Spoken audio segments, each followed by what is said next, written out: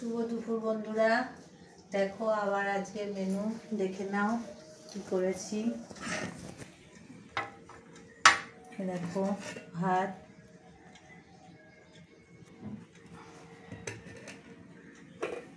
আর করেছি যে কুমড়ো শাকের চচ্চড়ি, বেগুন আলু মূলো ঝিঙে দিয়ে করেছি। উচ্ছে আলু সিদ্ধ যে মেখে রেখেছি কাঁচা লঙ্কা নুন তেল দিয়ে। আর করেছি দেখো ঠোঁট দিয়ে মুসুর ডাল দিয়ে, ঠোঁট দিয়ে মুসুর ডাল। আর দেখো ফুলকপি আলু দিয়ে মাছের ঝোল। এটুকুই হয়েছে দুপুরের মেনু। ভালো লাগলে দেখো, আবার পরে দেখা হবে।